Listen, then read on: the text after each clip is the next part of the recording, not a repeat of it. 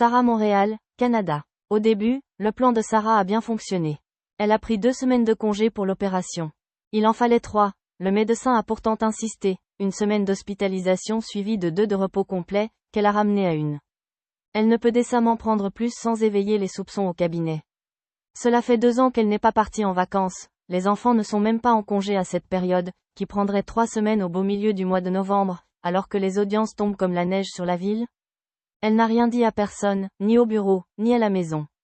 À ses enfants, elle a expliqué qu'elle devait subir plus petit que une intervention plus grand que plus petit que sans gravite plus grand que a-t-elle ajouté, pour ne pas les inquiéter. Elle s'est arrangée pour que les jumeaux soient chez leur père cette semaine-là, et Anna chez le sien, celle-ci a pro-resté, mais s'est finalement pliée à sa volonté. Sarah a précisé qu'il ne pourrait lui rendre visite à l'hôpital, prétendant que les enfants n'y étaient pas admis. Un tout petit mensonge, s'est-elle dit, pour adoucir le pincement au cœur qu'elle a ressenti. Elle veut les préserver de cet endroit, cet enfer blanc aux odeurs âcres. Plus que le reste, ce sont les odeurs qui l'indisposent à l'hôpital, ce mélange de désinfectant et de javel qui lui noue l'estomac. Elle ne veut pas que ses petits la voient ainsi, vulnérable, affaiblie. Anna, en particulier, est si sensible. Elle vibre comme une feuille au moindre souffle d'air. Sarah a décelé ça très tôt chez sa fille, cette propension à l'empathie. Elle entre en résonance avec la souffrance du monde, qu'elle prend à son compte et fait sienne. C'est comme un don, un 6e sens. Enfant, elle se mettait à pleurer lorsqu'elle voyait un autre se blesser, être grondé. Elle pleurait devant les reportages à la télévision, devant les dessins animés. Sarah s'inquiète parfois. Que fera-t-elle de cela, cette sensibilité exacerbée qui l'expose aux plus grandes joies comme aux plus grands tourments? Elle voudrait tant lui dire, protège-toi, blinde-toi, le monde est dur, la vie est cruelle, ne te laisse pas toucher, pas abîmer, sois comme eux égoïste, insensible, imperturbable. Sois comme moi. Elle sait néanmoins que sa fille est une âme vibrante, qu'il faudra composer avec ça. Alors non, elle ne peut pas lui dire. À 12 ans, Anna comprendrait trop ce que le mot cancer implique. Elle devinerait surtout que la bataille n'est pas gagnée d'avance. Sarah ne veut pas lui faire porter ce poids, cette angoisse, qui vont de pair avec la maladie. Bien sûr, elle ne pourra pas mentir éternellement. Ses enfants finiront par poser des questions. Il faudra alors parler, leur expliquer. Le plus tard sera le mieux, pense Sarah. C'est peut-être reculer pour mieux sauter, qu'importe. C'est sa façon à elle de gérer. À son père et son frère non plus, elle ne dit rien. Il y a 20 ans, sa mère est décédée de la même maladie.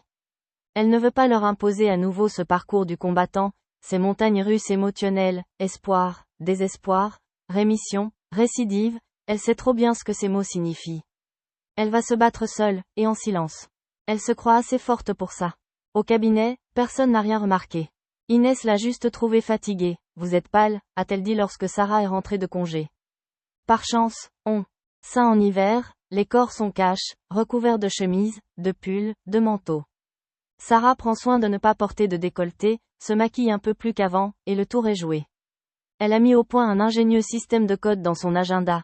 Il y a un sigle pour les séances à hôpital, RDVH, un autre pour les examens, prélèvements et radio, qu'elle place toujours entre midi et 2, déjeuner R, et ainsi de suite.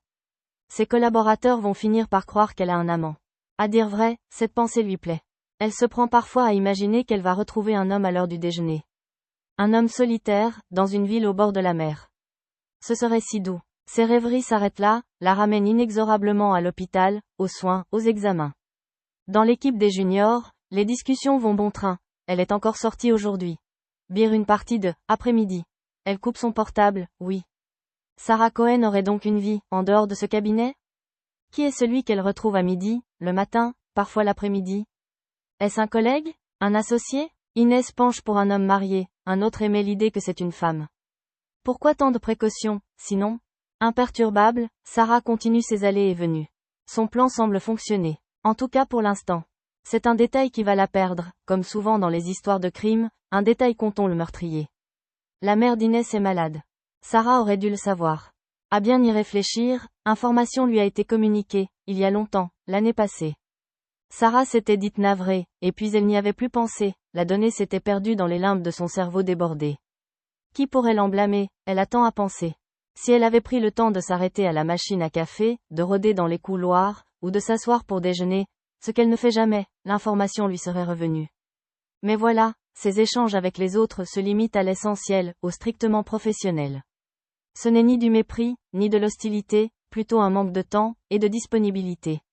Sarah ne livre rien de sa sphère privée, et ne s'immisce pas dans celle des autres. À chacun son jardin secret. Dans un autre contexte, une autre vie, elle aurait pu tisser des liens avec ses collègues, peut-être même s'en faire des amis.